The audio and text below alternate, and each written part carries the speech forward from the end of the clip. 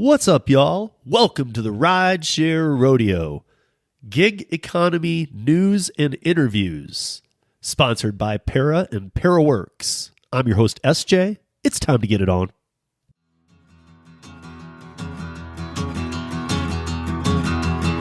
Well, midnight headlight, blinding on a rainy night, steep grade up ahead, slowing down and making no time. I gotta keep on rolling. Those are windshield wipers slapping out the tempo, baby, perfect rhythm with the song on the radio. I gotta keep on rolling. I'm driving my life away.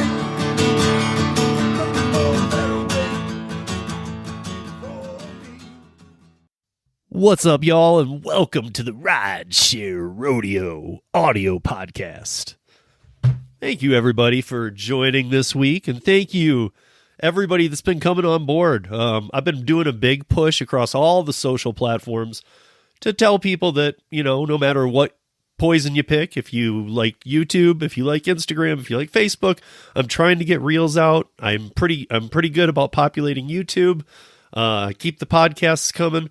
But I'm on the other ones, I'm telling you guys, come to the audio podcast. And slowly, more and more are. There's a lot of reasons in there for that. It's not just to come check it out. Of course, the sound is always cleaner and better. But there's a lot of factors that I think on social media, a lot of people get stressed out. It's nice sometimes to just download a podcast, listen to it, take it in, and at the end of the podcast, or during it, or whatever, pause it. I encourage all of you guys, and I love that this is even growing bigger, because I get back to all of you guys. But please email me, steve@ridesharerodeo.com. Do not expect that I'll email you back in 10 minutes. However, I will get back to you very quickly. I mean, very quickly. Even on the weeks I get a lot of emails, I still block away a little piece of time for that week just to make sure that I've got enough time to address all the emails. So that's time out of my day that I do for you guys, because I think that you propose some great questions. On a lot of other platforms, I don't see those great questions as often. Sometimes people will just click in here or there. And one thing that's really cool about audio podcast listeners, you guys listen to the whole thing because you download it.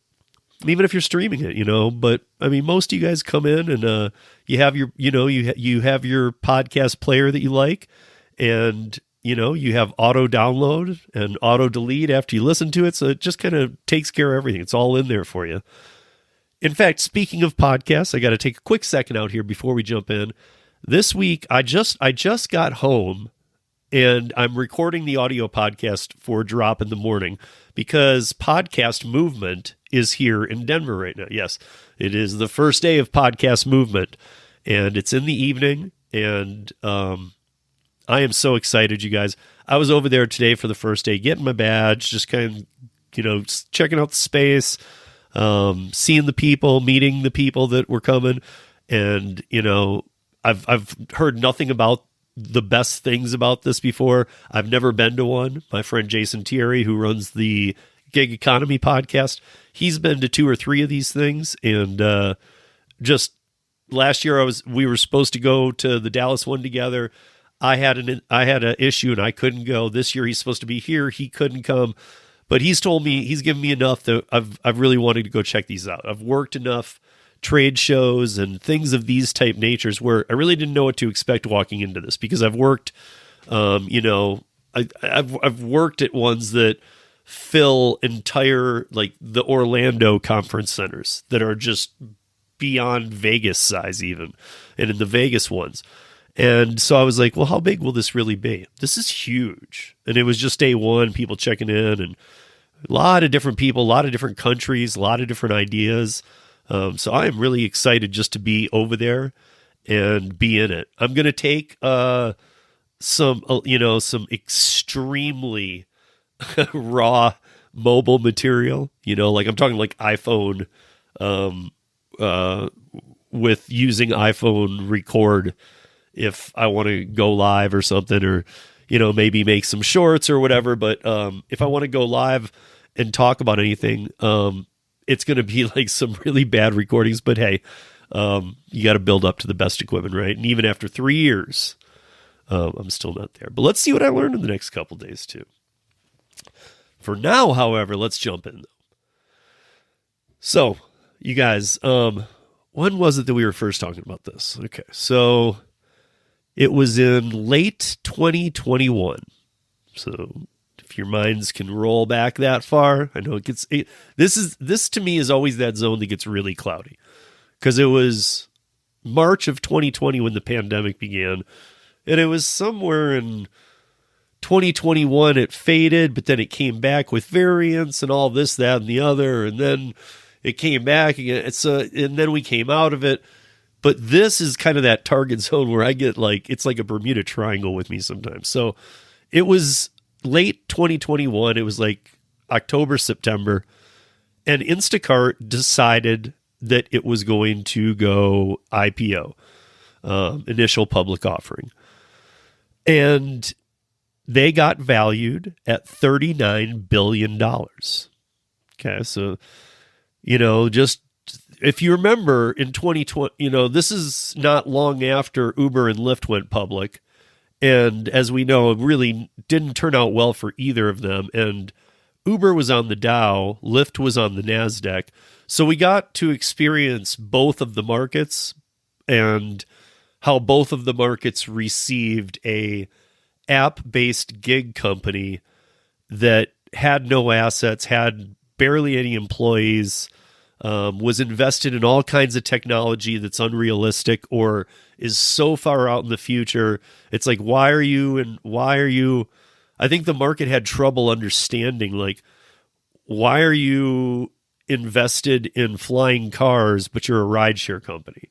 So you're basically like a taxi dispatch company, but you're going to like invent flying cars and get FAA approval, and you're going to have autonomous self-driving vehicles. And this is where I think Lyft got into, or Uber and these companies get into so much trouble. But I also think it's part of what helped bloat their money. With Instacart, I think that they were riding on the coattails of that. And as much as what I'm about to tell you is going to sound, and it's just what it is. But as bad as it sounds, clearly they probably shouldn't have waited this long. But I wonder if part of the reason they didn't go public at the end of 2021 is because at $39 billion, what would that have been in a month or 2 weeks? Let's look at Lyft. Lyft premiered on the NASDAQ in the, what was it, the 70s, $72, $74 a share. But by the end of trading that day, it was almost half its value. So it was just a bomb. Uber, a bomb out of the gate. They just both performed so poorly upon launch. The market, like, for those that don't understand the market, don't worry, nobody does. Even the people who invest, like, and by that I mean, like, that yes, you can find people who can invest your money wisely or a lot wiser than you potentially, but nobody understands what the market is looking for. Think of it like an algorithm. And a lot of us who work these apps, we know these algorithms. But think of it like an algorithm. And now you're pushing in these new type of businesses that are like, okay, give me the overview, give me the bullet points. And it's like, how much on-hand land do they own? None. What are their assets? None. How many employees do they have? Barely any. What do they do? They do rideshare, but they pretend like they do a bunch of other tech.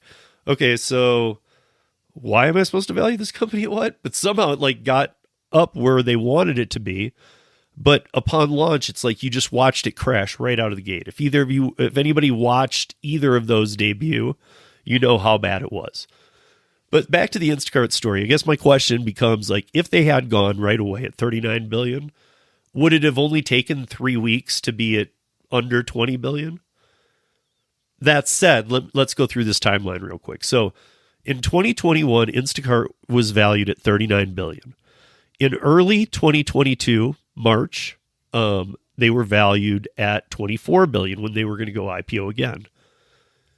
At the end of 2022, this was the end of November, it was right before Thanksgiving, they were valued at $13 billion. And in April of 2023, this year, they were valued at $10 billion.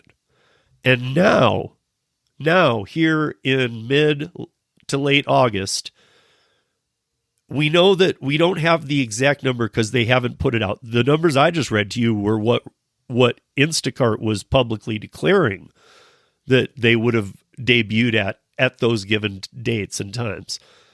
Now we know that Instacart is valued right now today somewhere between $5 billion and $8 billion.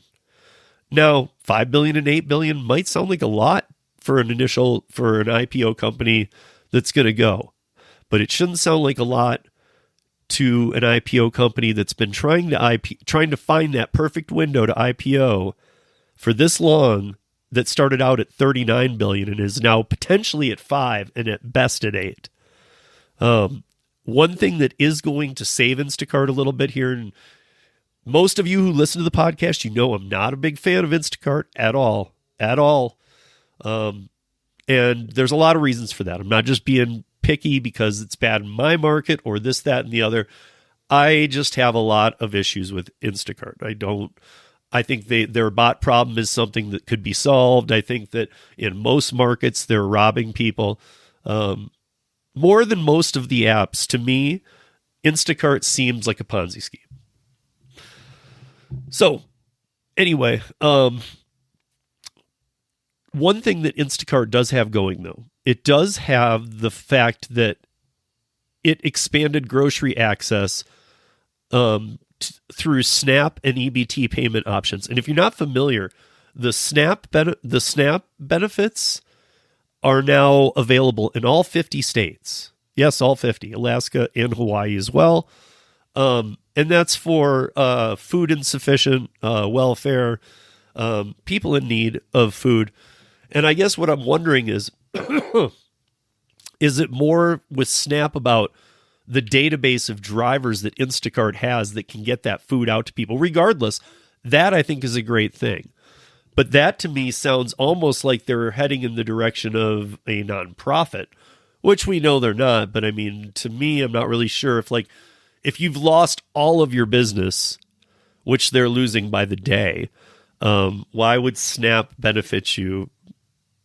And I mean, I guess what I'm saying is, if a company came out doing this type of service and was like, and we're just going to help SNAP and EBT, okay, well that makes sense, and good for you for coming out like that. But I feel like with Instacart, it's like, dude, we are done.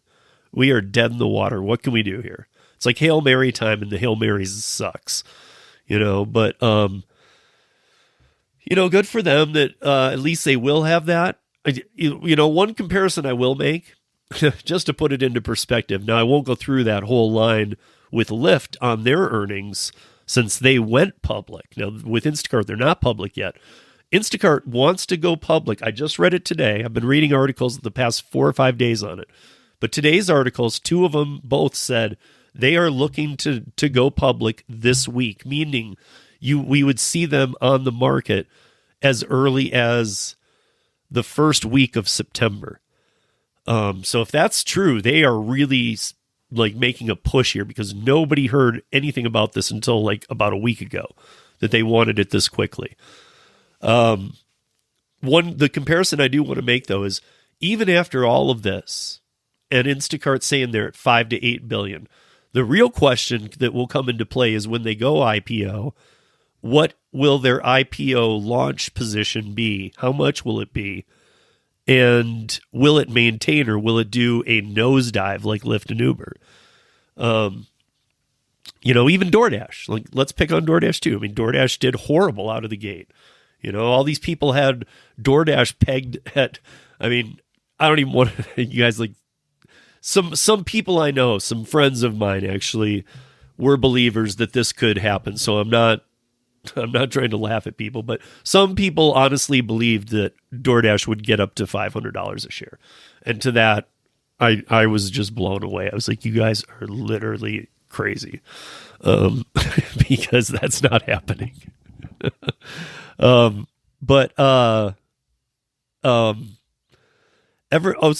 anyway, with the Instacart one, there's a couple other companies now that are talking about going IPO, who had kind of pulled back, like unicorn type companies.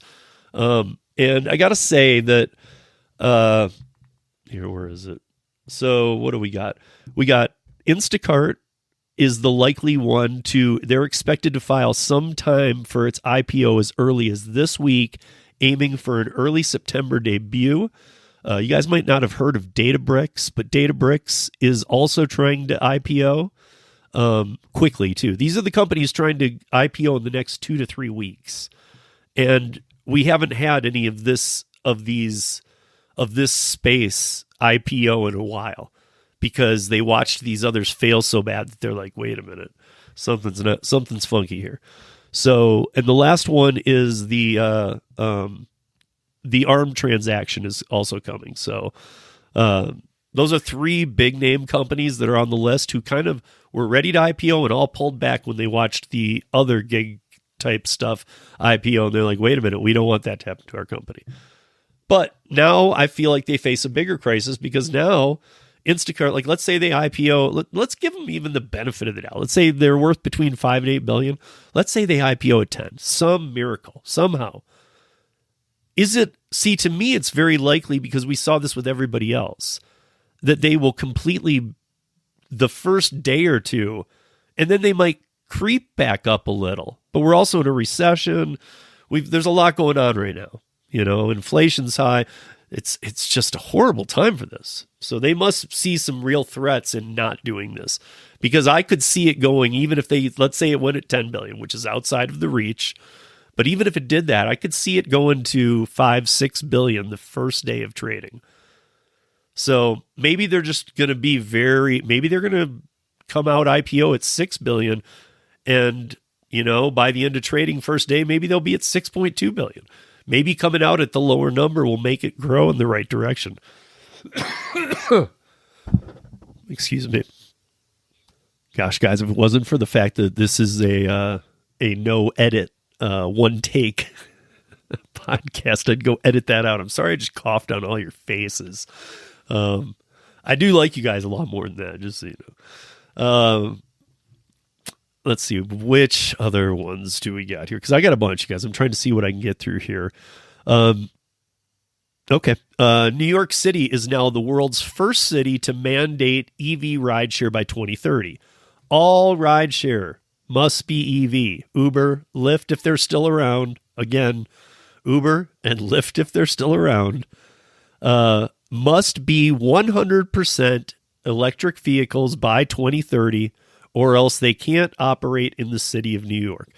New York is now the world's first city to mandate this. Here's my question to all of you. Do you think, first of all, I mean, I guess this could be, you can answer this question however you want. You can answer any of the parts I put out there. You can just address it in a comment, however you want to do it. But do you think this will happen? Do you think that they will all be EV rideshare by 2030? Or is it so far out that Uber and Lyft, if they're still around, will find a way to not follow through? Now, specifically, I state this because it's New York City. In New York City, they put regulations on rideshare. Fail. They put regulations on paying food delivery people more. Not only is that a fail, Uber and Lyft, Uber Eats and DoorDash, leading that, twice postponed it, had all these drivers ready, and when they finally agreed to the terms, and this is not uncommon for them, you guys are probably the old school listeners are definitely not unfamiliar with this, but when it came 2 days before the rate increase or whatever was supposed to happen, what does Uber Eats and DoorDash do, or what does Uber and Lyft do when it's rideshare? What they do is they say, you know what? Actually, that agreement we made with you guys 6 months ago, we're not going to live up to it. In fact, we're going to contest this, and we're not ready to go to court yet, so we're going to push it back a year. So nothing ever really happens. Now, I'm not saying things can't change. I'm just pointing out these dates are the same type of crap that we've talked about so many times, like flying, When I started the website in March of 2017, okay? I've been doing rideshare since 2015. When I started the website in March of 2017, every article, if you go back to, I mean, there's almost 4,000 articles on ridesharerodeo.com now. But if you go back to the very first batch of them in the very beginning, you will see that everybody, I mean, we're talking New York Times. Okay, so if you're going to like say, well, reporting's done, it's over, it's a fossil. No, I'm talking everybody was saying full autonomous driving vehicles in all metro cities by 2020. Okay. Even in the end of 2019, we knew it wasn't coming. So it wasn't the pandemic. Had nothing to do with that. It had to do with the fact that it was never even close. And I've mentioned this before, same as with politicians, Uber and Lyft have relationships with news agencies, with TV stations, with newspapers around the globe. And it doesn't mean that somebody can't write a story that says some things that are wrong at these companies, but it does mean you can't go for like full-on knockout punches, or else you potentially are going to be fired, or you're going to be told to rewrite the article, because that's where the money comes from. Shouldn't be shocking, but I hate dates. I hate it when they say, and when they're certain, it just gets me thinking about that California thing.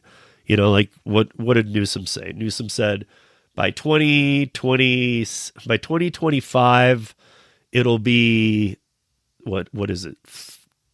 40% all EV. And this isn't just rideshare. This is all vehicles in California. And by 2028, it'll be 80%. And by 2032, it will be 100% EV. Okay, Newsom, if you're listening, well, if Newsom's not listening, could somebody go get Newsom? I'll wait. Okay. Pause it, whatever you need to do. Okay. So Governor Newsom, are you kidding me? Are you kidding me? Are you kidding me? Look, man, all of us have more luck having dinner at French Laundry without masks on during the pandemic than you do pulling off your EV dates. Fact. Because you know what? Not everybody can have a charging station at their house. You don't have anything in place for EVs for the whole entire state. There's no infrastructure. You haven't done anything with the highways. The trucking industry's a mess. And let us not forget that you are on the West Coast grid. To those not familiar, the country is made up of 3 grids, okay? We have the East Coast grid, we have the West Coast grid, and then there is a separate grid for Texas. For those that didn't know that, that is how that works. And when I say grid, that's all of our electricity and how it works. California, the grid in California is such a mess that last summer, on what we get here all the time in Colorado, we get them too, hot days, 100, 105 degrees. Governor Newsom, in a jacket, in an air-conditioned room, went on the news and told all California residents that they needed to turn their air conditioning off because the grid was having trouble holding. He did it in other words, but my God, people, your air conditioners have to be off, but every house can charge a car? Come on. Wake up. Wake up. And I'm sorry to say it that way, but if that is something you believe, I would challenge every single one of you to write Newsom, to email his office. In fact, do it. I'll find his email. I'll put it in the linear notes to this podcast. So whichever podcast player you're listening to this on, Governor Newsom's email address will be in the notes. Please email him and ask him. Just simply ask him, because if enough people do it, he'll put out a statement. Ask him how it is even anywhere in the realm of reality with the power struggles California has to even get to 60% by 2030, which is, he says 60% by 2025. But I want to know how even, let's even say 50. How do you even get to 50% by 2030? That's not happening. You're not doing that. It's not happening. And that's all there is to it. It's like autonomous, guys. In fact, hell, let's just jump into that. We have to talk about another story too, so I got to make sure I got time. But let's just jump into the autonomous, because for those of you that don't watch a lot of YouTube, I know a lot of you guys don't, but I know some of you guys come around it sometimes. You might have heard of or have seen the Rideshare Professor. Torsten is somebody who I've collabed with a couple of times. We see eye to eye on something, with like everybody. We see eye to eye on some things pretty damn clear. And on other things, not as much as clear, but we still are in the realm of seeing eye to eye. But he put out some great stuff this weekend on the autonomous in California. I mean, literally, he was talking about some of the same stuff that we've talked about here on the podcast, like Cruise and Waymo specifically in San Francisco.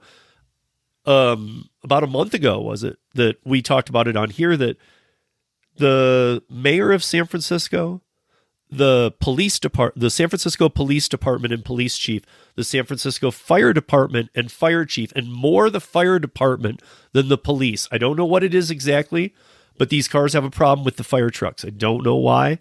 And the fire trucks have a lot of problems getting around them, the way that they're doing things. So, they all of those people who make up running the city of San Francisco, all of those people want Cruise and Waymo out of their city. They don't want more money. They don't want a better version of the car. They want them gone. Now, there was an incident last week that we'll be talking about on the roundtable this week, and that will drop on the Friday audio podcast. There's 2 a week on this, you guys. The Tuesday is the baby. That is the Rideshare Rodeo audio podcast, brand, traditional, OG. And then on Fridays, I drop the Thursday night roundtable discussion that we have on YouTube with other gig workers, and I drop that on here for you guys as well. So we'll get into that a little bit more. But, here's the thing. So the companies are looking for more cities because in Phoenix, Waymo still has their hold. I'm not really sure what it is with Waymo in Phoenix, but no matter what problems they cause there, Phoenix seems to let them stay. I'm sure it's the briefcases of money theory that I have, which is, they just they go to City Hall and they say to the governor, hey, we'd like to run some EVs, or to the mayor in your city. And he says, I don't think so. And they throw a briefcase of money at him. And he's like, no, I don't think so. They throw another one. He's like, well, I don't think so. And they throw 2 more. And he's like, okay. That's how it is with these companies. That's how they work. And if that sounded like, God, you over-dramatize that. Did I? Because that is what happened. That's what happened in Spain. They literally took cash in to the country the 3rd time that they went after being kicked out of Spain twice. And for those of you that don't follow the world part of the news of all this, I won't get into it too much, but in case you're not familiar, you probably know that everywhere in the world, cab drivers are not happy with Uber and Lyft drivers as they start coming in on their territory. But in Spain is one of the most aggressive cab communities in the world, and they got very aggressive. They were fist fights, baseball bats, all kinds of things to get these Ubers off the road. So, and Spain had to kick them out a couple times. But listen, if you come back with enough money and enough briefcases, Spain lets you back in. So, but the next target city that they're looking at, and this, I'm trying to get a pattern down on what they're looking for here. Because what did we have? We had Pittsburgh first, but Pittsburgh was a very light test market. Then we had Phoenix that got went crazy. Like they kind of opened the floodgates and said, "Go ahead, test your rides in this city." And then we had San Francisco, which has gone pretty big too. San Francisco's just like all of these states' regulations and stuff on the gig economy. It's a little bit different. In San Francisco, they only allow the Cruise and the Waymos to operate at night. And, I've had a lot of people say to me, well, why? And I think it's because if you've ever been to San Francisco, I have quite a few times, the traffic is beyond nightmare. Everybody talks about New York. We all know New York is hell traffic. There is no two ways about that. That's just what it is. But it's always been that way, so it's no shock, right? San Francisco has always been bad, but it's gotten ridiculous. LA has always been a parking lot, but it's always been that way. But San Francisco's gotten more and harder and harder and harder to get around. And so I don't think they want them in traffic, which is weird because I thought the point of the autonomous was to have them in traffic, because in major traffic is when a lot of accidents occur. So here's the thing, though. Already, one thing that we talked about at the end of last year with full autonomous was, if you go full autonomous, everything has to be full autonomous, which is why I believe there needs to be a test city somewhere that people don't live. But I've talked about that enough. Either you do that or you don't have autonomous. Or if you're going to have autonomous, I guess like as much of a joke as it was when I was in Vegas and I took the autonomous ride through the Uber app. And it was a joke. I mean, you guys, I talked about that a long time ago. And to the weekly listeners, I don't want to do that story again because it's great. But you guys will have to go find that one. I think it's in an episode back in, it would have been March or April, because that's when I was there. But yeah, I mean, it was just a joke. But nonetheless, you had an engineer and a test driver up front. And that's where autonomous is at if you're going to be in live cities. You got to have people up there. Now, these cruises, I don't know about the Waymos. I'm guessing the same thing's happening, but Cruise is the same. What's happening in Cruise at night in San Francisco is exactly what I said would happen in December. I said, listen, who's going to clean these things after every ride? Because I guarantee you, and I did this on a panel, and the panel kind of laughed it off, but I was being dead serious. People are going to have sex in these. People are going to do drugs in these. People are going to trash these. People are going to, speaking of drugs, like, what if somebody who, uses needles to do drugs is doing drugs in one of these Cruise autonomous that are driverless? And what if the next passenger to get in sits on it? Now, I know that's a long shot, but let me tell you what is happening. We already know that sex in these vehicles is now going on. And it's not one or two people have been found to have had sex. It's like the new buzz. It's like if you're out drinking in San Francisco and you need a ride home, there's only 2 or 3 routes these vehicles can take. And now people are taking them home. They take a long time for these rides, and people are just having sex in them. So it's like, remember the old, hourly hotels? You take a prostitute or something. Okay, well, isn't that just what this is? That's what I see.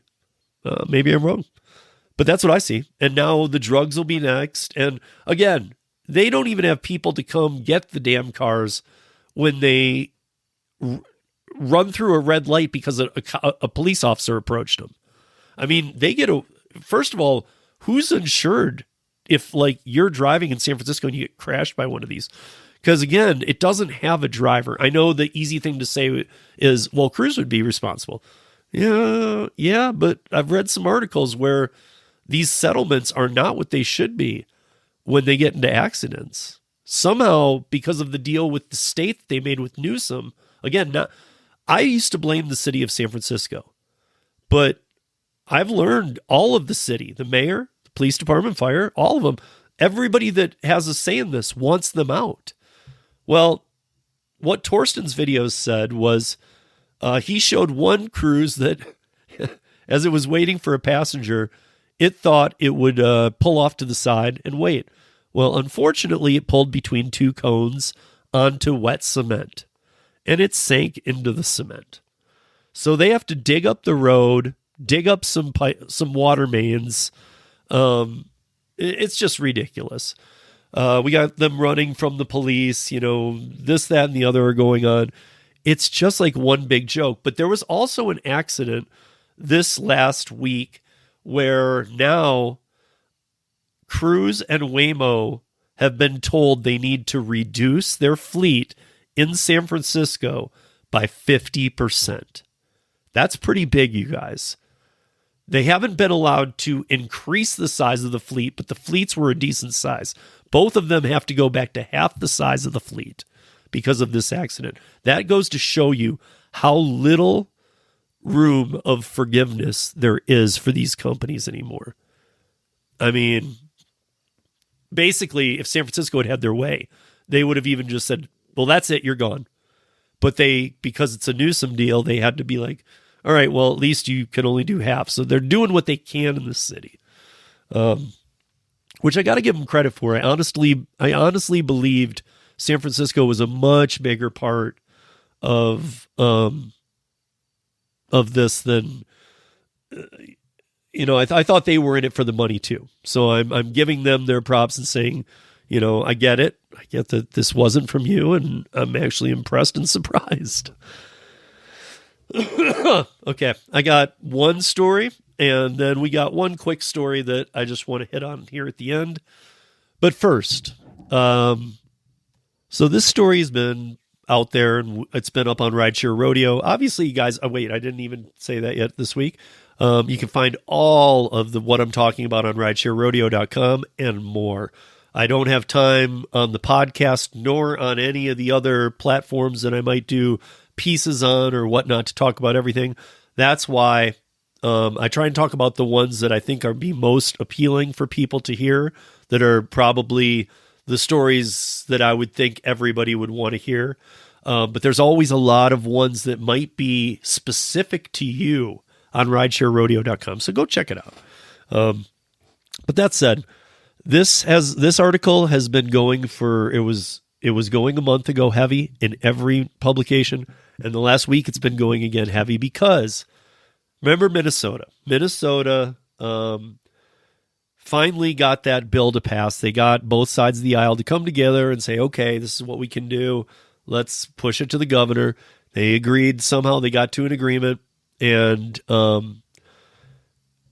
the governor said, hey, we need more time to look into this because I agree drivers need to get paid more, but we can't mess with potentially them leaving if we do this. So what was he asking for in that bill? Now, this is for the state, and then I'm going to move over to what's the current story. But he was asking, or the bill was asking for $1.40 a mile for rideshare drivers and 51 cents per minute, because that would make minimum wage when you figured in expenses.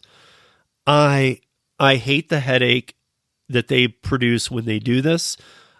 Because you got to talk active hours, you got to talk this, that, the other, and we already saw. Look, Prop 22. I'm not dissing it. It has benefited a lot of delivery drivers in California.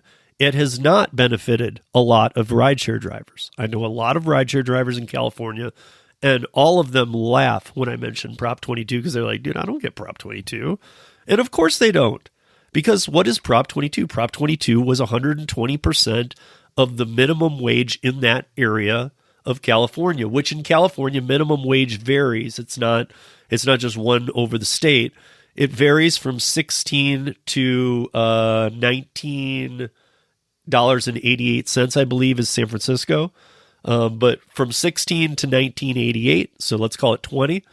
So even at the $20 San Francisco, 120% is going to be $24. But it's for an active hour. As a rideshare driver, myself, who's done so many rides, and for all of those out there that I've even talked to, in an active hour in California, Meaning, like, if somebody got in the car, you have to drive them for an hour or take them for a half hour and then another one for a half hour to make an active hour, okay? Somehow you have to have actual hour time of driving passengers for this to count. But in an hour of actual time, I don't know any driver in San Francisco that makes under $24 an hour. Not one. So if they made 16 in an hour, what would happen? They would get a $8 Prop 22 check for that hour. But they don't get any. The delivery people get a lot.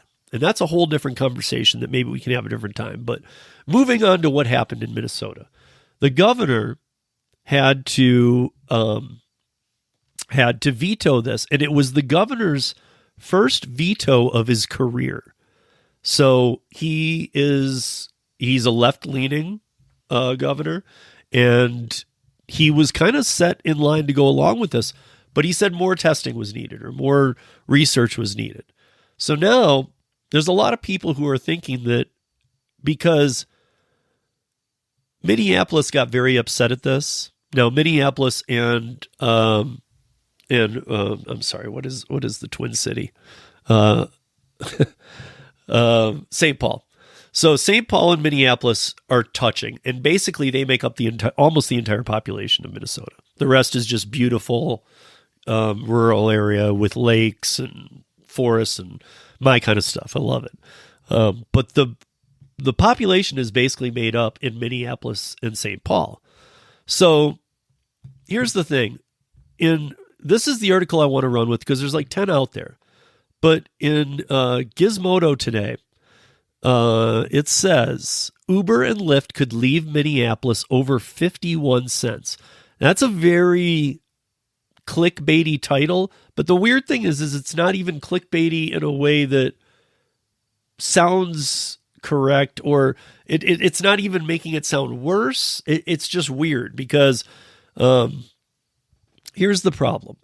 Uber and Lyft threatened to leave Minneapolis after the city council approved a minimum wage for drivers that would force the tech companies to pay drivers $1.40 per mile and 51 cents per minute during rides. The ordinance, which passed the council 7-5 on... Now, again, this is Minneapolis City Council. Remember that a month ago, the governor shot down the Senate and House as a state law. That's out of the picture for now while they're doing more research. But the city of Minneapolis City Council decided, let's go for the same thing that the governor or that we were going for the state and try and shove it down everybody's throat. Here's my problem, and some people might disagree with me on this. I am not a fan of the $1 per mile and $1 per minute during rides. This is why when we did the town hall here in Colorado, we specifically spoke on the fact of the bill that Stephanie Vigil had introduced, talked about transparency to drivers, full upfront. Everything you need, you see it all upfront. Transparency to customers. Customers see line items, so they see what the drivers are paid, what the markup on the restaurant is, and so be it. So they see everything. DoorDash fees, everything. The right to appeal a wrongful deactivation. So I'm in line with that kind of stuff because I think when you go for the money, like this is how much per mile, this is how much per minute. I still have to look, guys, you can't tell me, you can't dub me as this or that politically. I am as independent as they come. In fact, I'm even pondering, I know it's a ways off, but I'm pondering this time letting you guys see how I vote. Everybody's like, no, I don't, you're not supposed to talk about that. I'm literally thinking about letting you guys see how I vote and doing a stream where I explain why, because maybe it'll show you guys why. And not only that, you'll see that effort went into me deciding each thing. And that's part of being an independent voter, registered. Now, I will say this. Minneapolis trying to go around the governor when they're all very left up there. So they should all be getting along. But for Minneapolis to say, we don't like how you handled that, to the governor who had to give his first veto ever. Now, clearly, there's a lot of money that comes in from these companies. Got to weigh that in too. But here we go. So Uber and Lyft threatened to leave Minneapolis, pay drivers $1.40 per mile, 51 cents per minute during rides. The ordinance, which passed the council 7-5 last Thursday, could still be vetoed by Mayor Jacob Frey. There's a lot of people saying that but he's not going to veto it. He's not going to I got to tell you guys, of course I don't know, but he has until this Wednesday to make up his mind. And I got to tell you, from everything I've read, he is going to veto it. He's going to veto this bill. So when this drops, it probably still won't. When you guys hear this on Tuesday, tomorrow morning, it probably still won't be out there. But the next day, Wednesday and Thursday, you'll be seeing a lot of news about it and what the final decision was made. And I'm telling you right now, I think we're going to see Jacob Frey veto this thing, because he is getting pressure from everybody above him. So if in a quick breakdown, an unregulated market allows Uber and Lyft to dodge minimum wage laws nationwide. The Minneapolis proposal would bring drivers' pay in line with the city's $15 an hour minimum. Now, $1.40 per mile and 51 cents per minute is about the same amount that they did in Seattle. Seattle has 3 times the cost of living, and maybe up there it is working a little better at $1.50 a mile and 50 cents per minute. But to ask for $1.40 and 51, I don't see how that's meeting your $15 minimum wage, because if it's per minute, 51 cents, let's take the per mile out. If it's per minute, so you have 60 minutes in an hour and you have to be active, right? So if it's 51 cents per minute, and not even counting the per mile, this is just your time at 51 cents a minute. Let's just call it 50. 60 minutes, cut that in half. That's $30. And we haven't even talked about the per mile of $1.40 per mile that you'd get on every mile you did. So in my book, you're getting $30 an active hour just to be on the platform active for the per minute. Doesn't even matter if you're sitting parked with somebody and they're like, we can't leave for an hour till my other guest gets here. Okay, you're still going to make $30 just sitting there with the car off. Now, if they want you to drive 70 miles during that hour, what is so it would be $1.40 times 70, so $91. So if I wanted to go from wherever, let's say wherever St. Paul to Minneapolis Airport, wherever makes it 65, 70 miles, that means that trip would pay the driver, let's say 70 miles, that would pay them $91 on the mileage end and $30 on the hour minimum, on the hour per minute. Okay, so $121 an hour? I'm sorry, I don't see, I'm just being honest, guys. I don't even see how that's even close to $15 minimum wage.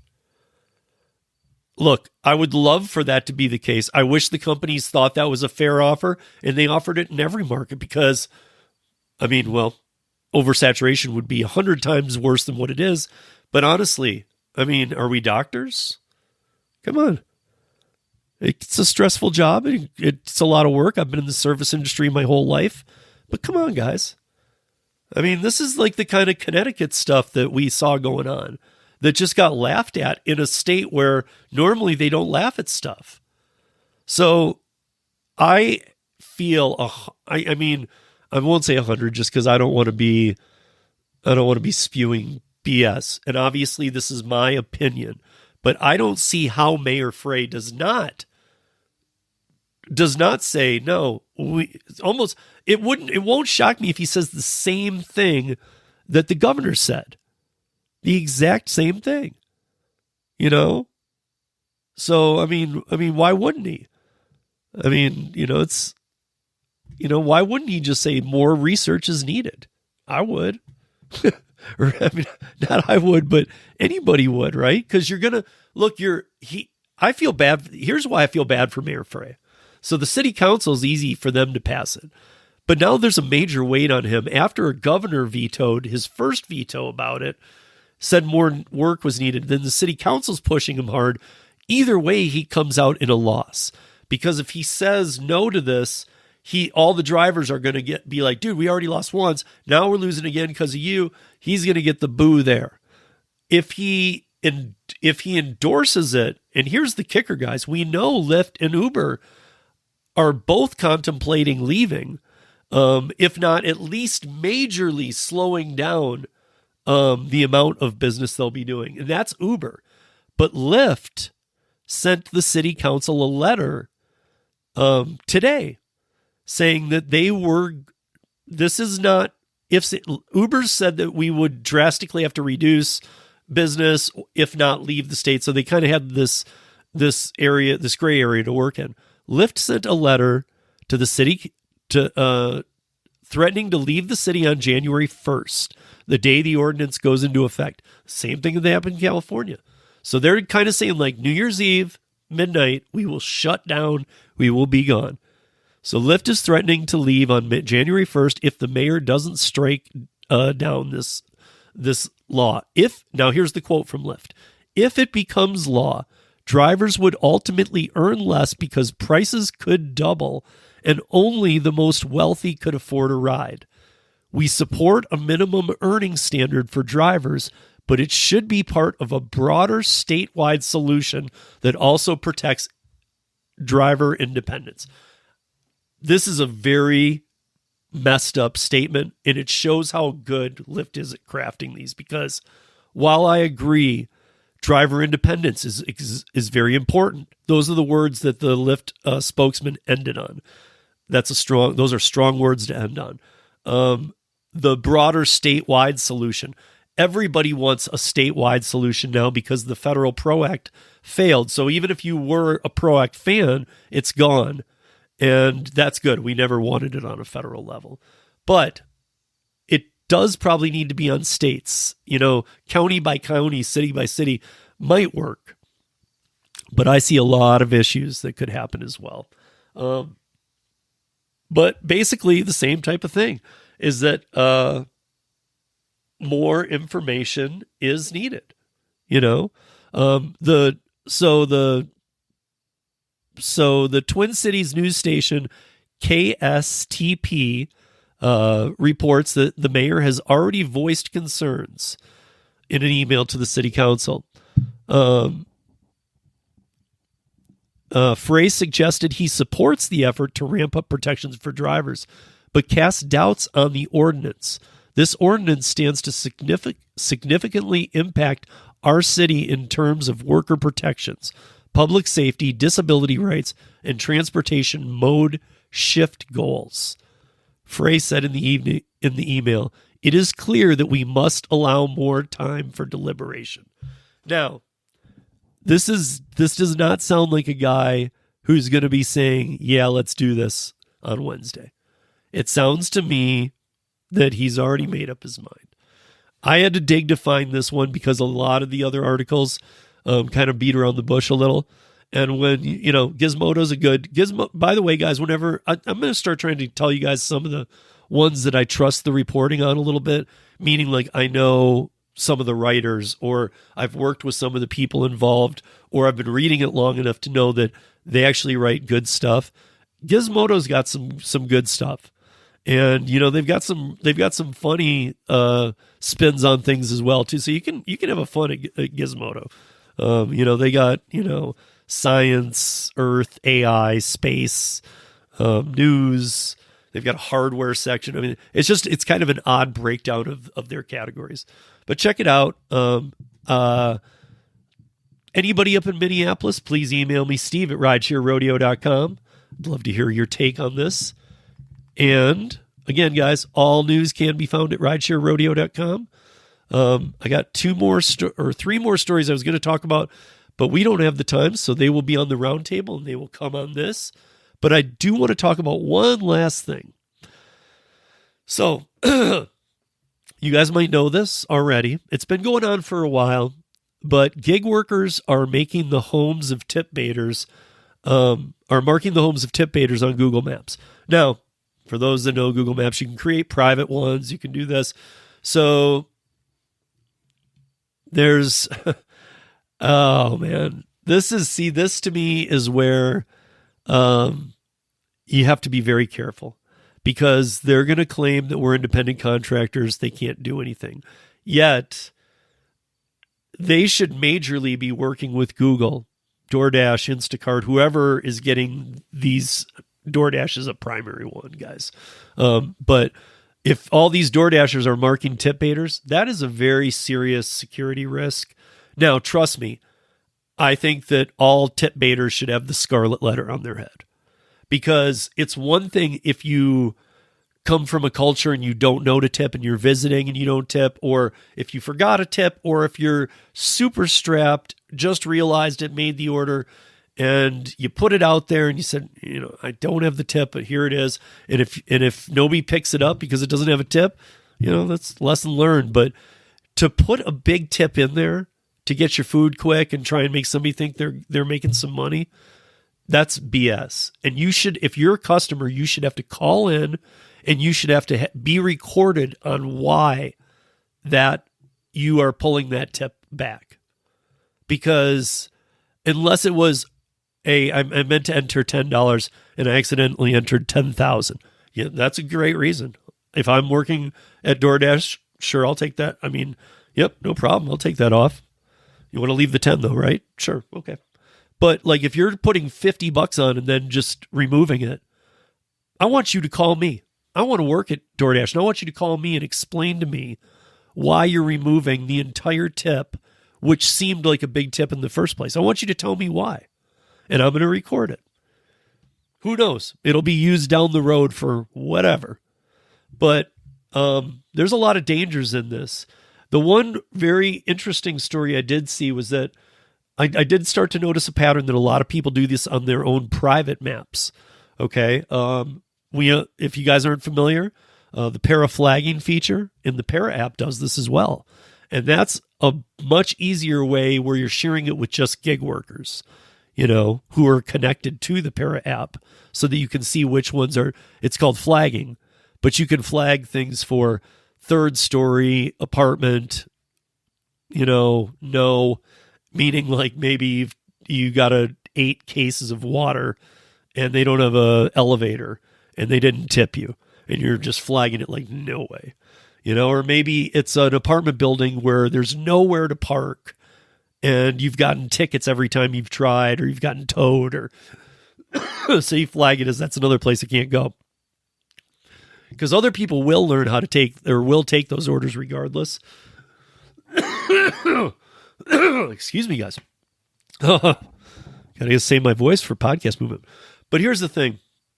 In Para, you can do this in flagging, but to do it publicly on Google Maps, I am shocked that Google Maps lets you do this. I think that Google needs to really look down their security camera a little bit. And yeah, guys, that's it for this week. I will be back next week and probably be a better podcaster than I am already. I hope to next week have Gigwise Tim from YouTube. If you don't know him, you don't need to. Tim worked in the, you'll meet him next week. Tim worked in the bar industry about the same amount of years as me, 25, 30 years. He's in St. Louis. I'm in Denver.